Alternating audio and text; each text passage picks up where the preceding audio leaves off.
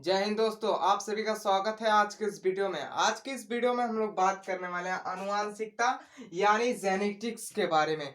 Class 10th का भी बेहद ही इंपॉर्टेंट टॉपिक है जो कि जेनेटिक्स मतलब आनुवांशिकता और जैव विकास के नाम से है। और क्लास 12th में भी यह टॉपिक आपको पढ़ने को मिलेगा, या फिर अगर आप क्लास 12th में पढ़ते हैं तो आपको यह टॉपिक पढ़ने होंगे, ठीक है, या फिर आप पढ़े होंगे।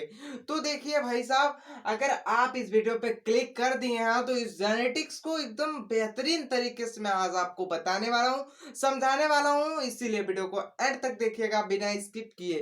तो चलिए अब हम बात कर लेते हैं आनुवांशिकता यानी जेनेटिक्स पर। तो भाई, जेनेटिक्स यानी आनुवांशिकता के जो जनक माने जाते हैं वो मेंडल जी माने जाते हैं। कौन माने जाते हैं?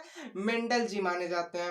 अब पूछ देता है कभी कभी क्वेश्चन, छोटे मोटे एग्जाम में आपको 1 नंबर 2 नंबर का बहुविकल्पी क्वेश्चन पूछ देता है कि मेंडल का जो मतलब पूरा नाम है वो क्या होता है। ग्रेगर जॉन मेंडल होता है, ठीक है।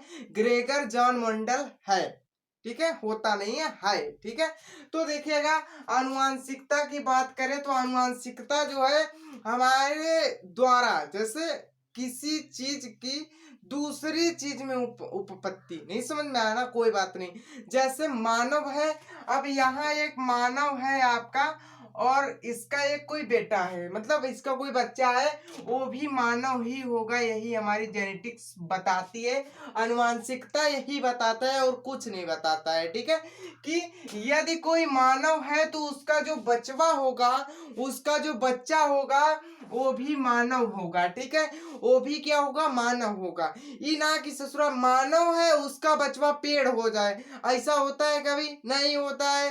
तो वही कहती है हमारी आनुवांशिकता कि यदि कोई मानव है तो उसका जो लक्षण है ना, उसके पुत्र में या फिर उसके संतान में दिखने लगता है, वही जो उसका लक्षण है ना, वही आनुवांशिकता कहलाता है, ठीक है।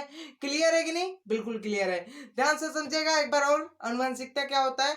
जैसे अगर हम हैं, हम लड़का, तो लड़का अगर है मानव कह सकते हैं, ठीक है, मानव है हम, और हमारा जो बच्चा होगा ना वो भी मानव होगा, ठीक है। क्या होगा? मानव होगा। मगर एक चीज आप कंफ्यूज रहते हैं कि आनुवंशिकता का मतलब ये तो नहीं होता कि जो चीज इसके अंदर है वो चीज उसके अंदर पाई जाती है, नहीं। देखिए, जेनेटिक्स चीजें जितनी भी होती हैं सब उसके अंदर पाई जाती हैं।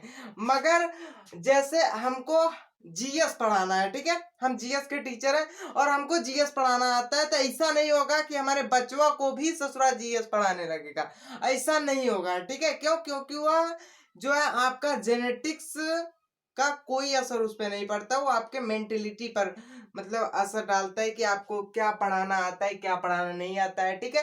तो देखिए, इसका सेम मतलब होता है एकदम कॉन्सेप्ट से अगर आप समझेंगे ना, तो आनुवंशिकता का यही मतलब होता है किसी जनक का उसके संतति में जो प्रभाव देखने को मिलता है उसी को हम आनुवंशिक इसी की कहते हैं, या फिर जेनेटिक्स कहते हैं, ठीक है, जेनेटिक्स कहते हैं। अब यही हम आपके पौधे में कर सकते हैं। जैसा कि हम देखे हैं, जो आम का पौधा होता है, आम का पौधा, उसका पौधा का जो बच्चा होता है, बोले तो क्या वो उसके बीज से जो बच्चा उत्पन्न होता है, जो पौधा उत्पन्न होता है आम के बीज के पौधे से, आम के पौधे के बीज से, तो आम के पौधे के बीज से जो उत्पन्न होगा ना, वो आम ही उत्पन्न होगा, ना कि जामुन उत्पन्न हो जाएगा, ठीक है।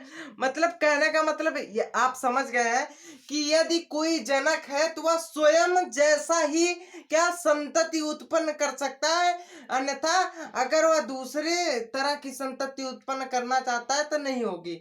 जैसे मानव है तो वह सिर्फ और सिर्फ मानव के ही उत्पत्ति कर सकता है, फिर मानव को ही जन्म दे सकता है, ना कि पेड़ पौधे को, ठीक है। कभी सुने हैं और फलानवा का लड़का पेड़ जन्मा है, दूसरा कौन पेड़ है रे, वो बरगद का पेड़ जमना है। नहीं नहीं ऐसा सुनते हैं, नहीं सुनबो नहीं करेंगे। क्यों? क्योंकि भैया अनुवांशिकता के कारण ही होता है। अब इसको जो है दिए थे अनुवांशिकता के 3 नियम होते हैं, और तीनों नियम के आपके ग्रेगर जॉन मेंडल जी ने दिया था कि भाई ये पहला नियम है, दूसरा नियम है, तीसरा नियम है। उसको जानने से पहले हम ये जान लेते हैं कि ग्रेगर जॉन मेंडल ने अनुवांशिकता का पता कैसे लगाया, किस पौधे द्वारा लगाया या फिर इंसानों द्वारा लगाया, कैसे लगाया।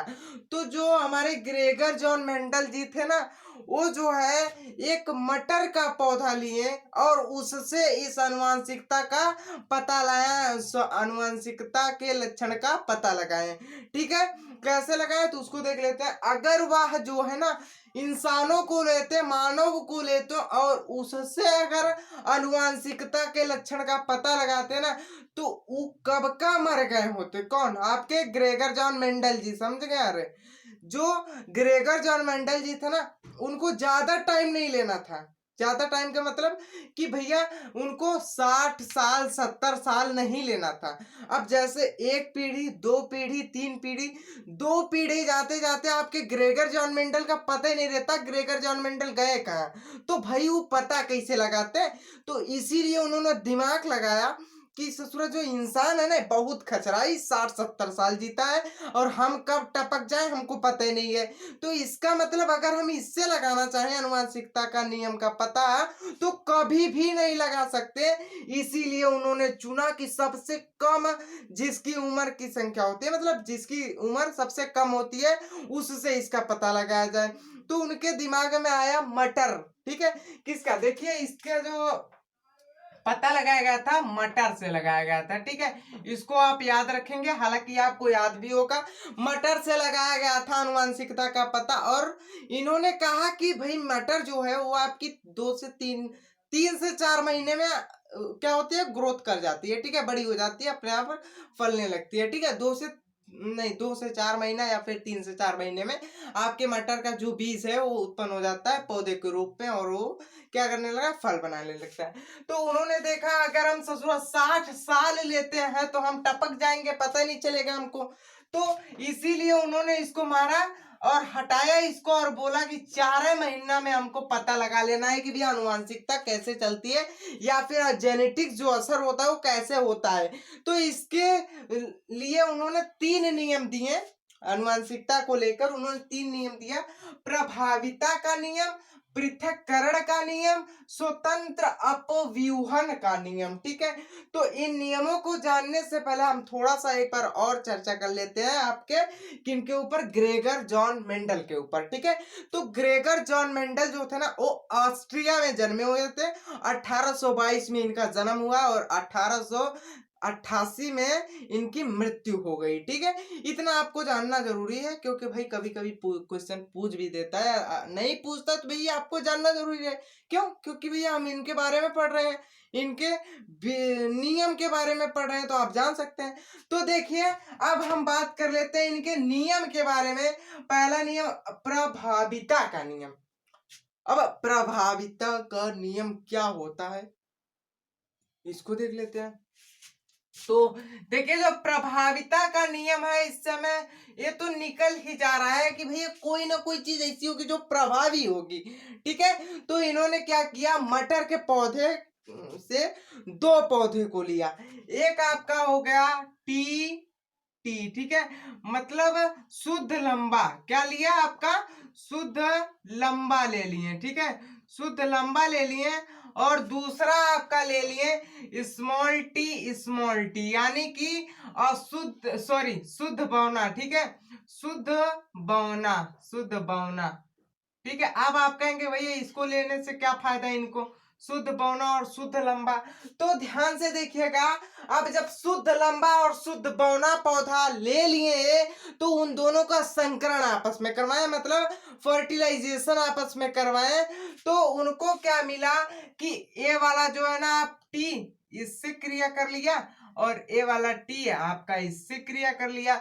मतलब इसमें क्या मिला कि टी टी और स्मॉल टी दो ही, सॉरी टी और स्मॉल टी। ठीक है, ये 2 ही चीजें इनको मिली। क्या मिली कि भैया एक तो यह जो पौधा होगा वह लंबा हो जाएगा, मतलब शुद्ध लंबा होगा, या फिर यह अशुद्ध लंबा होगा, ठीक है, इसमें बौना होबे नहीं करेगा।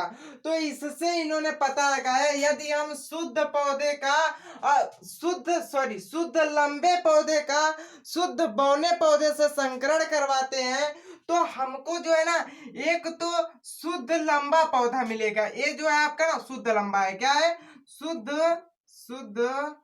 लंबा, ठीक है, शुद्ध लंबा, सॉरी 1 सेकंड, यहाँ आपका बौना ही रहेगा, शुद्ध नहीं अशुद्ध लंबा होगा, ठीक है, अशुद्ध लंबा हो जाएगा, अशुद्ध लंबा होगा, क्या होगा, अशुद्ध लंबा होगा। और ये भी आपका क्या है, अशुद्ध लंबा है। मतलब यदि हम शुद्ध लंबा और शुद्ध बौने पौधे का आपस में संकरण करवाते हैं तो हमारे पास जो पौधा मिलता है तो वह कौन सा पौधा होता है, आपका अशुद्ध लंबा पौधा होता है, क्योंकि इसमें जो है ना आपका ये लंबा जो है ना ये प्रभावी है। कौन सा, ये बड़का टी आपका प्रभावी है, ठीक है। तो देखिएगा जो प्रभावी है वही लिखा जाएगा, जो अप्रभावी है उसे नहीं लिखा जाएगा।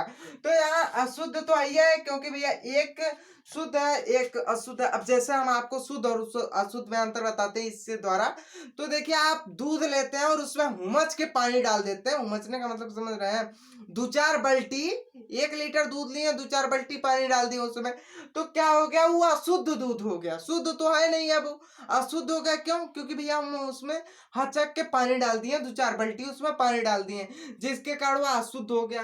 तो अशुद्ध तो यहाँ भी हुआ है, यहाँ एक शुद्ध पौधा था जिसका हमने क्या लिया, जेनेटिक्स असल लिया, जेनेटिक एक गुण लिया जिसको टी से हम प्रदर्शित करते हैं।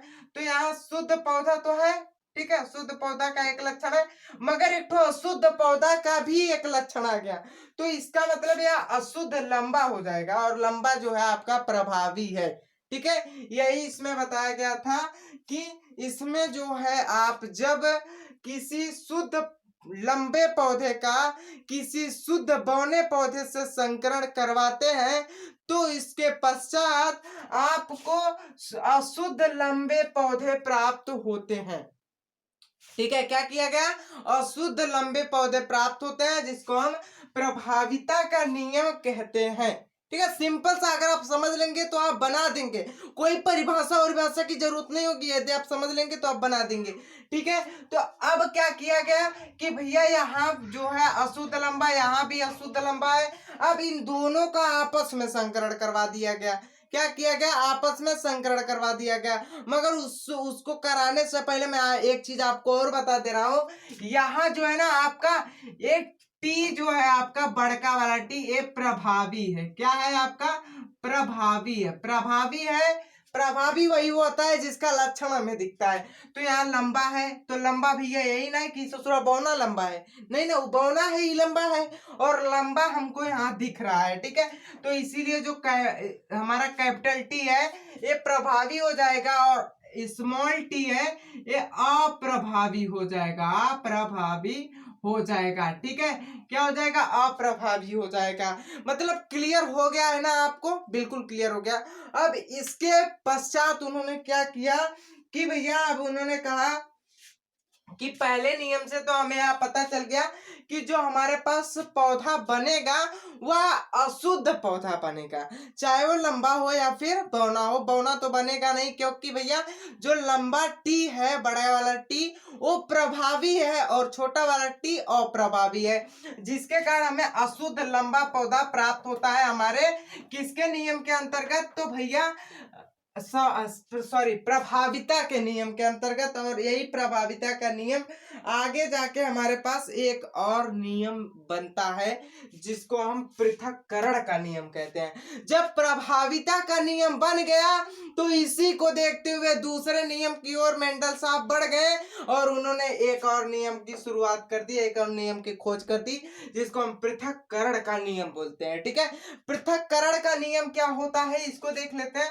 इन्होंने क्या किया, अब भाई मेंडल जी जो थे ना ये ऑलराउंडर थे, मतलब ऑलराउंडर का मतलब समझ रहे हैं, ये जो है वैज्ञानिक भी थे और मैथमेटिशियन भी थे अच्छे खासे, ठीक है, अच्छे खासे मैथमेटिशियन थे ही, कौन? आपके मेंडल जी। ठीक है, तो इन्होंने क्या किया, ऐसे एक वर्ग बनाया, उसमें 4 वर्ग बना दिए। और देखिए अब इन्होंने क्या किया, जो हमारे पास प्राप्त हुए थे इस प्रभाविता के नियम से, जो पौधे प्राप्त हुए थे, एक आपका ये था और दूसरा आपका ये था। ठीक है, यही दोनों पौधे हमें प्राप्त हुए थे। अब इन्होंने क्या किया, इन दोनों पौधों को आपस में संकरण करा दिया। अब जब दोनों पौधों को आपस में संकरण करवाए तो कैसे करवाए, तो भैया इधर वाला को इधर लिख दीजिए या फिर इधर वाला को इधर, कहीं भी आपको मन करे लिख दीजिए। हम इधर लिख देते हैं, यहाँ बड़का टी, यहाँ छोटका टी। अब इसको इधर उठा के लिख देते हैं, बड़का टी छोटका टी। तो अब क्या किए, इन दोनों में आपस में क्या किए, संकरण करवाए। तो क्या हमें प्राप्त होता है, ऐसा सीधा सीधा संकरण हम करेंगे। देखिएगा, एक बार इसको इससे, मतलब दोनों को तो करवाए हैं, तो इससे क्या लक्षण हमें प्राप्त होगा। देखिए ये टी और टी, ठीक है, मतलब दोनों कैपिटल प्राप्त हो गया। उसके बाद इसका इससे करवाए तो भैया टी और स्मॉल टी प्राप्त हुआ। ठीक है, फिर इसका इससे करवाए तो टी और स्मॉल टी प्राप्त हो गया। इसका इससे करवाए तो small T and small T प्राप्त हो गया। मतलब हमको क्या मिला कि एक जो है ना, ये है आपका शुद्ध शुद्ध आपका लंबा प्राप्त हो गया। ठीक है, शुद्ध लंबा प्राप्त हो गया और अशुद्ध लंबा प्राप्त हो गया, अशुद्ध लंबा प्राप्त हो गया। ठीक है, और ए कौन सा आपका है, ए भी अशुद्ध है। क्यों? क्योंकि भैया ये हमारे पास जो है ना टी और स्मॉल टी है, कैपिटल टी और स्मॉल टी है, जिसके कारण यह लंबा तो होगा मगर अशुद्ध लंबा होगा, ना कि शुद्ध लंबा होगा। तो ये भी क्या हो गया आपका, अशुद्ध लंबा पौधा प्राप्त हो गया। उसके बाद यहाँ क्या है आपका, दोनों छोटका टी है। अब जब दोनों छोटका टी रहते हैं तो वो कौन सा होता है, बौना पौधा। वेरी गुड, बौना। तो शुद्ध शुद्ध बौना पौधा, शुद्ध बौना हमारे पास प्राप्त हो जाता है। ठीक है, शुद्ध बौना प्राप्त हो जाता है। हालांकि आप इससे बहुत ही कम समझे होंगे, अभी मैं एक और तरीका आपको बताऊंगा समझने के लिए, तो आप इससे कम समझे कोई बात नहीं, मैं आपको एक और तरीका बता देता हूं। देखिए हमारे पास यही दोनों का संकरण करवाना है, जो कि हमें जो है प्रभाविता के नियम से मिले हैं। तो हम क्या करेंगे, एक जो है यहाँ लिखेंगे, इसको गोलम भर देंगे। उसके बाद एक यहाँ लिखेंगे, इसको भी क्या करेंगे, हम अंदर भर देंगे। अब क्या करना है, हम दोनों को संकरण करवाना है। तो संकरण करवाना आप जानते हैं, एक बार जो है ये बड़का वाला टी उठाइए, हाई वाले बड़का टी से सटा दीजिए। ठीक है, तो आपके पास क्या प्राप्त होगा, दोनों बड़का टी। उसके बाद ये बड़का टी को उठाइए, हाई छोटका टी को सटा दीजिए, तो एगो बड़का एगो छोटका प्राप्त हो गया। अब हमारे पास ये बचा है, इसको उठाइए यहाँ से, है बड़का टी को सटा दीजिए, एक ठो बड़का एक ठो छोटका। तो मतलब हमारे पास एगो बड़का एगो छोटका बच गया। फिर इसको ससुरे को उठाइए, इसको लाके इसमें सटा दीजिए, तो एगो छोटका और एगो छोटका, मतलब दोनों छोटका हमारे पास प्राप्त हो गए। तो आप ऐसे भी कर सकते हैं और आप ऐसे भी कर सकते हैं, मगर ससुरा ऐसा करना हमको भी पल्ले नहीं पड़ता था, हमको ऐसा ठीक लगता था। ठीक है, ठीक लगता था ऐसा। तो हम क्या करेंगे, यहाँ से जो बड़का बड़का है, बड़का टी, ये तो आपका शुद्ध हो जाएगा, शुद्ध लंबा हो जाएगा। ठीक है, शुद्ध लंबा हो जाएगा। और ये आपका छोटका और बड़का दोनों है, इसीलिए अशुद्ध लंबा हो जाएगा। कैसा हो जाएगा, अशुद्ध लंबा हो जाएगा। ठीक है, उसके बाद यहाँ भी बड़का और छोटका दोनों है, तो ये भी क्या हो जाएगा, अशुद्ध लंबा हो जाएगा। इसका मतलब सेम टू यू, तो ये अशुद्ध लंबा हो जाएगा ये भी। और यहाँ आपको दिख रहा है दोनों छोटका है, क्या है, दोनों छोटका है, तो ये शुद्ध बौना हो जाएगा, शुद्ध बौना हो जाएगा। तो भैया आप इस प्रकार से मतलब आपस में संकरण करवाइए या फिर उस प्रकार से संकरण करवाइए, दोनों तरीके से आपको एक ही आंसर प्राप्त होने वाला है। और आंसर आपका प्राप्त हो गया यहाँ है। ठीक है, इसको समझ गए कि नहीं? बिल्कुल समझ गए। अब हम लोग पृथक्करण का नियम भी समझ गए कि हमें प्रभावी नियम के पश्चात जो जो पौधे मिले थे, जब हम उन दोनों का संकरण करवाए तो हमारे पास कुछ इस प्रकार के पौधे मिले, शुद्ध लंबा, अशुद्ध लंबा, अशुद्ध लंबा, शुद्ध बौना। ठीक है, इसी को हम क्या कहते हैं? पृथक्करण का नियम कहते हैं। और ये जो है आपका F1 पीढ़ी है, मतलब फर्स्ट जनरेशन है, F2 पीढ़ी है। ठीक है, F2 पीढ़ी में हमको ऐसा मिल गया। ठीक है, अब हम आगे बढ़ते हैं, तब तक हम इसको मिटा देते हैं। तो दोस्तों मैं उसको मिटा चुका हूं। अब हम लोग देखते हैं स्वतंत्र अपिव्यूहन का नियम। तो इसमें मेंडल जी ने कहा था, यहाँ इंग्लिश इसकी लिखी है, आप लिखना चाहते लिख सकते हैं। देखिए, प्रभाविता का नियम मतलब लॉ ऑफ डोमिनेंस। ठीक है, डोमिनेंस। उसके बाद पृथक्करण का नियम मतलब लॉ ऑफ सेग्रीगेशन। उसके बाद स्वतंत्र अपव्यूहन का नियम यानी लॉ ऑफ इंडिपेंडेंट असर्टमेंट। ठीक है, तो इन तीनों को आप इंग्लिश में भी याद कर सकते हैं, हिंदी में भी याद कर सकते हैं। अब हम लोग देखते हैं स्वतंत्र अपव्यूहन का नियम। तो ध्यान से देखिएगा, मैं यहाँ कुछ चीजें बना दिया हूं ताकि आपको जल्दी समझा पाऊं। तो देखिए, मेरे पास ये जो है ना, जहां मैं अगर एक गोला आपको दिख रहा है तो, और इसमें कुछ लकीरें पारी गई हैं, तो आप इसको समझ लीजिएगा ये हरा है। क्या है? आपका हरा है। ठीक है, कैसा है? आपका हरा है। और अगर लकीरें नहीं पारी गई हैं तो कैसा है? आपका पीला है। तो फिर मेंडल जी ने क्या किया, एक जो है आपका हरा बीज लिया और एक दूसरा जो है आपका पीला बीज लिया। तो मैं यहाँ ले लेता हूँ, एक हरा लिया और एक पीला लिया, और जो पीला लिया वो झुर्रीदार लिया, और जो हरा लिया वो जो है ना आपका गोल ले लिया। तो गोल का मतलब है कि अभी वो नन्ना मुन्ना है, मतलब अभी अभी नया नया निकला है तो गोल है। और झुरा गया है, झुर्रीदार मतलब समझ रहे हैं, झुरा गया है। ठीक है, झुरा गया है तो झुरा के क्या हो गया? झुर्रीदार हो गया है तो पीला हो गया है। ठीक है, तो अब हम लोग इससे अपव्यूहन का नियम देखने वाले हैं। तो देखिए, यहां से मैं इसको ले लिया हूं, इसमें से आप कोई लिख सकते हैं, एक बड़का एक छोटका। तो इसको लीजिए, इन दोनों को लीजिए या फिर इन दोनों को लीजिए, कोई भी ले सकते हैं। तो हमारे पास ए प्राप्त हुआ है, मतलब ये हरा है। ठीक है, हरा है कि नहीं? क्योंकि इसमें मैं लकीर मारा हूं इसलिए हरा है। ठीक है, उसके बाद यहाँ आपका चुचकल है, मतलब झुर्रीदार है, और इससे मैं एक तो छोटका आर और एक तो बड़का वाई ले लिया हूं। तो हमें क्या प्राप्त होता है जब हम इन दोनों का संकरण करवाते हैं आपस में? झुर्रीदार पीले बीज का और गोल हरे बीज का। तो जब हम इन दोनों में संकरण करवाते हैं तो हमारे पास प्राप्त होता है आर आर वाई वाई, मतलब एगो बड़का आर एगो छोटका आर, एगो बड़का वाई एगो छोटका वाई। अब इस दोनों को हम क्या करते हैं? स्वपरागण करवाते हैं, परागण। ठीक है, परागण, स्वपरागण। ठीक है, तो जब स्वपरागण करवाएंगे, यहाँ परागण ऐसे रहेगा, स्वपरागण। तो जब स्वपरागण करवाएंगे तो इसका स्वपरागण होगा, मतलब स्व मतलब होता है स्वयं में, परागण मतलब होता है पेड़ में जो फर्टिलाइजेशन होता है उसे उसको ही कहते हैं। ठीक है, तो जो पेड़ में स्वपरागण और परपरागण दो प्रक्रिया होती है, मगर हम यहाँ स्वपरागण करेंगे। एक ही फूल में जो प्रक्रिया हो जाती है उसको हम स्वपरागण करते हैं, और दो फूलों में जो प्रक्रिया होती है उसे हम परपरागण करते हैं। अगर उसका भी वीडियो आपको डिटेल से समझना है, अच्छे समझना है, तो वीडियो आप उसका जो है प्लेलिस्ट में जाके बायोलॉजी की देख सकते हैं। तो देखिए, यहाँ हम इसका जो है स्वपरागण करवाते हैं।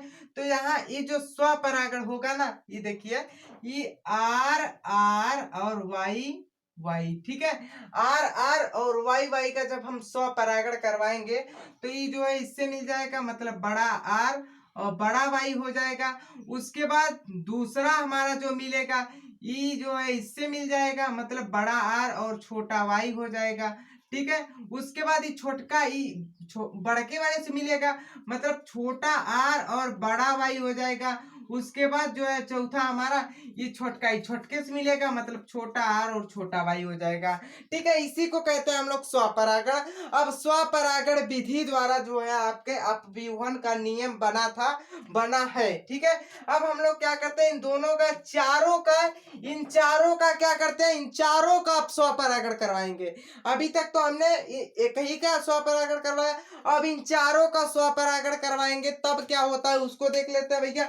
मगर उसको देखने से पहले हमको इसको मिटाना पड़ेगा, मगर हम मिटाएंगे नहीं, हमारे पास यहाँ जगह है, हम यहाँ देख लेते हैं, अगर हो गया तो ठीक है, वैसे हमको लगता है कि नहीं होगा, इसीलिए आप इसका स्क्रीनशॉट लेना चाहे तो आप इसका स्क्रीनशॉट ले सकते हैं, या फिर आप इसको लिखना चाहे तो आप इसको लिख सकते हैं। वीडियो को पॉज कीजिए और लिखिए जल्दी से।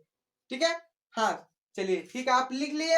अब हम लोग चलते हैं भैया किसके तरफ, तो देखिए हमारे पास यहाँ हम इसको मिटा देते हैं। ठीक है, इसको मिटा दिए, और देखिए यहाँ क्या है हमारे पास, आर आर जो बचा है ना इसको हम लेंगे, बस आर लिखा है और बड़ा वाई है। ठीक है, उसके बाद क्या है, दूसरा भी हमारे पास बड़ा आर छोटा वाई, बड़ा आर और छोटा वाई, हम इसको लिखते हैं। तब तक थोड़ा सा वीडियो को पॉज कर दीजिए। ठीक है, देखिए हमें इसको लिख, तो दोस्तों अब हम लोग देखते हैं, उसको मैं मिटा दिया हूं, अब हम लोग देखते हैं इन चारों का जो स्वपरागण होगा वो कैसे होगा। मैं लिख दे रहा हूं स्वपरागण। ठीक है, परागण, स्वपरागण, परागण यानी पॉलिनेशन। ठीक है, तो स्वपरागण कैसे होगा अब इसको देख लेते हैं। तो देखिए मेंडल जी ऐसे एक ग्राफ खींचे, क्या खींच दिए, एक ग्राफ खींच दिए। ठीक है, कुछ इस प्रकार का क्या खींच दिए, एक ग्राफ खींच दिए, और यहाँ ऊपर में लिख दिए एक बार इसको और एक बार इधर लिख दिए इसको, तो देख लेते हैं, एक बार लिख देते हैं आर और वाई, बड़ा वाई। ठीक है, आर और बड़ा वाई, देखिए ऐसे लिखेंगे तो बड़ा वाई हो जाएगा। ठीक है, और दूसरा क्या हुआ, मैं यहाँ लाइन पार देता हूँ ताकि अलग अलग आपको दिखे।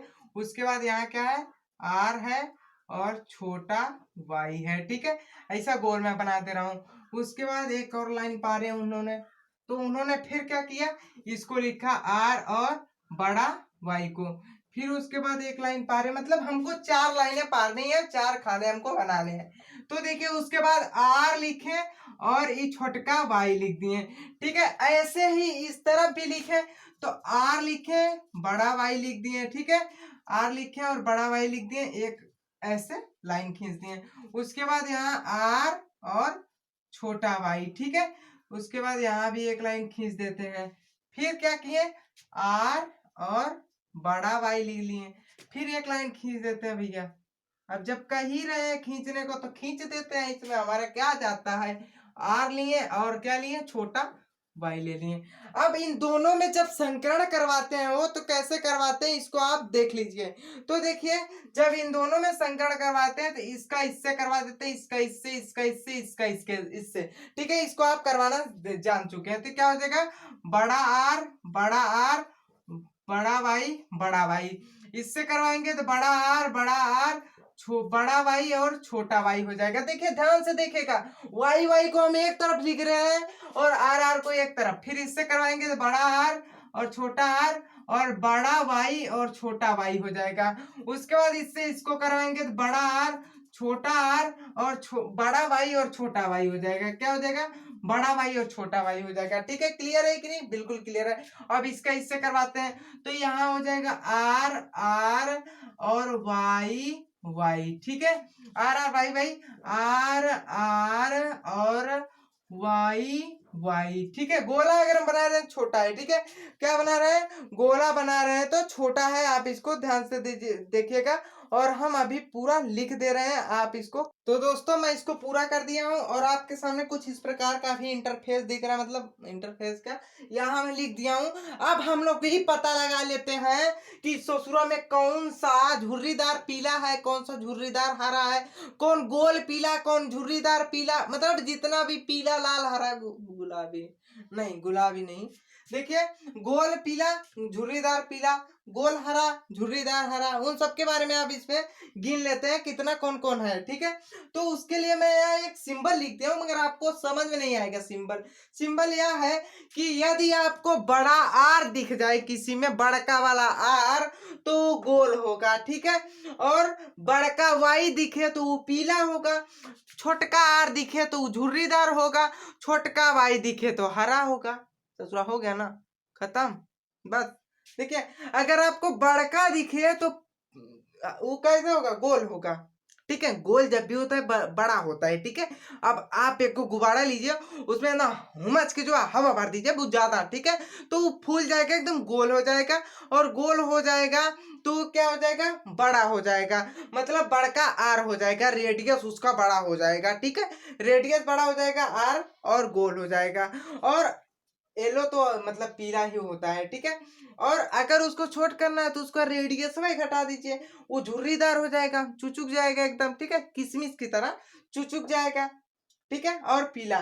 तो देखिए हमारे कहने का मतलब ये है कि यदि आपको बड़ा आर दिखे तो वह गोल होगा, और यदि आपको बड़ा वाई दिखे तो पीला होगा, और छोटा आर दिखे तो झुर्रीदार, छोटा वाई दिखे तो हरा। ठीक है, अब हमको इसमें देख लेना है कैसे होता है। देखिए हमारे पास पहला संकरण जो हुआ है उसमें ए हमको प्राप्त हुआ है, मतलब बड़ा आर है तो हमारे पास पीला गोल, और बड़ा वाई भी है तो मतलब पीला, मतलब एगो ही हमारा है गोल और पीला। ठीक है, गोल और पीला है, पीला।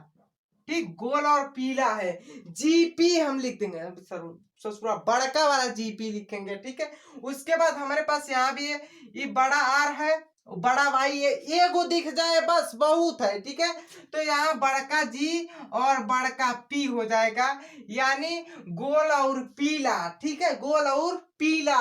उसके बाद यहाँ बड़का दिख रहा है, यहाँ भी बड़का दिख रहा है, मगर मतलब जी और बड़का पी मतलब गोल और पीला। यहाँ भी ससुरा दिख रहा है तो गोल और पीला। ठीक है, गोल और पीला। यहाँ भी दिख रहा है तो गोल और पीला, क्या हो जाएगा, गोल और पीला। यहाँ भी दिख रहा है तो गोल और पीला। ठीक है, और कहाँ दिख रहा है, यहाँ दिख रहा है तो गोल और पीला, यहाँ भी दिख रहा है गोल और पीला। ठीक है, अब हमको और कहीं दिख रहा है, यहाँ एगो दिख रहा है गोल और पीला। ठीक है, जीपी का मतलब गोल और पीला। तो देखिए हमारे पास एक गोल और पीला, दो गोल और पीला, तीन गोल और पीला, चार गोल और पीला, पांच गोल और पीला, छह गोल और पीला, सात गोल और पीला, आठ गोल और पीला, और नौ गोल और पीला। गोल पीला, गोल पीला, गोल पीला। ठीक है, तो 9 ठो हमारे पास गोल पीला है, यहाँ देखिएगा 9 ठो क्या हमारे पास गोल पीला है। उसके बाद हमारे पास पता है कि भैया बड़का वाला आर का मतलब होता है कि गोल, और छोटका वाई का मतलब होता है हरा। तो देखिए बड़का आर और छोटका वाई कहीं दिख रहा है, बड़का आर और छोटका वाई मतलब गोल है और हरा है, मतलब गोल है, गोल बड़का है और हरा है। ठीक है, जी और जी, जी ग्रीन, जी जी मतलब गोल और ग्रीन। ठीक है, गोल और ग्रीन यहाँ भी है, बड़का और छोटका जहाँ दिखे गोल और ग्रीन, तो जी जी यहाँ भी है। ठीक है, जी जी यहाँ भी है, गोल और ग्रीन, गोल और ग्रीन, और कहीं है, हाँ देखिए यहाँ एक ठो बड़का एक ठो छोटका भाई, तो गोल और ग्रीन हो जाएगा यहाँ भी। ठीक है, और कहीं दिख रहा है आपको, नहीं दिख रहा है, क्या हो जाएगा, एक गोल ग्रीन, दो गोल ग्रीन, तीन गोल ग्रीन, तो तीन ठो हमारा ई हो जाएगा। उसके बाद झुर्रीदार पीला की बात कर ले तो झुर्रीदार का मतलब है कि छोटका वाला आर, और सॉरी हाँ पीला का मतलब है बड़का वाई, तो एगो छोटका आर और एगो बड़का वाई मिलना चाहिए। तो देखिए छोटका आर इधर नहीं, छोटका आर और बड़का वाई। ठीक है, छोटका आर और बड़का वाई मतलब छोटका आर और बड़का वाई क्या हो जाएगा, झुर्रीदार क्या पीला। ठीक है, तो छोटा आर और वाई लिख दे रहे हैं, छोटा आर वाई वाई वाई। ठीक है, यहाँ भी कहाँ दिख रहा है, यहाँ दिख रहा है छोटा आर और वाई। ठीक है, और कहीं दिख रहा है छोटा आर और वाई, नहीं दिख रहा है। अब हमको क्या करना है, छोटका आर और बड़का वाई लेना है। ठीक है, तब हमारा झुर्रीदार और पीला हो जाएगा। तो ये कितना हो गया, एक और दो, ठीक है, कितना हो गया, दो हो गया। अब हमको झुर्रीदार हरा, हरा जितना आपको बच रहा है सबको मार दीजिए, झुर्रीदार हरा और कुछ नहीं देख रहा है। देखिए हमारे पास झुर्रीदार, झुर्रीदार बोले तो छोटा आर छोटा वाई, ठीक है, छोटा आर छोटा वाई। तो छोटा आर छोटा वाई का मतलब झुर्रीदार हरा माने छोटा आर और जी, मतलब छोटा आर मतलब झुर्रीदार, जी फॉर ग्रीन, ई भी का हो जाएगा छोटा आर और ग्रीन, ठीक है। और कौन दिख रहा है, छोटा आर और ग्रीन, छोटा आर ग्रीन, छोटा आर ग्रीन, छोटा आर ग्रीन, छोटा आर ग्रीन नहीं दिख रहा है, तो मतलब हमारे पास ई है दो, ठीक है। कितना है, सॉरी, छोटा आर और ग्रीन, छोटा आर और ग्रीन, ठीक है। और एक दो, ये भी है दो, ये भी दो है हमारे पास, ठीक है। तो देखिए आर और जी हमारे पास दो है, तो इसका मतलब इसका जो अनुपात हो जाएगा 9 अनुपाते दो, सॉरी 3 अनुपाते 3 अनुपाते 2 अनुपाते 2 होगा, ठीक है। क्या होगा, 9 अनुपाते 3 अनुपाते 3 अनुपाते 2 होगा, ठीक है। अब हम लोग इसको मिटाते हैं, थोड़ा सा एक चीज और देख। तो दोस्तों हमारा जो है मिटाई नहीं, हम एक बार और इसको देख लेते हैं। हमारे पास 9 है, हमको ये रेशियो जो है गलत दिख रहा है, 9 अनुपाते 3 अनुपाते 3 अनुपाते 1 होता है, ठीक है। तो देखिए हमारे पास 9 तो ये भी है, 3 ये है, मगर ई गड़बड़ा रहा है, आर और आर, छोटा आर और बड़ा आर। देखिए हमारे पास यहाँ क्या है, छोटा आर और बड़ा आर है, यहाँ वाई रहेगा, ठीक है। छोटा 1 2 3, 3 ये भी हो गया। अब बचा जो है एक ई वाला, मतलब छोटा आर और छोटा आर, तो यहाँ एक हो जाएगा, क्या हो जाएगा, एक हो जाएगा, ठीक है, एक हो जाएगा। और यहाँ क्या हो जाएगा हमारा, 3 और 1 हो जाएगा, 3 और 1 हो जाएगा, ठीक है।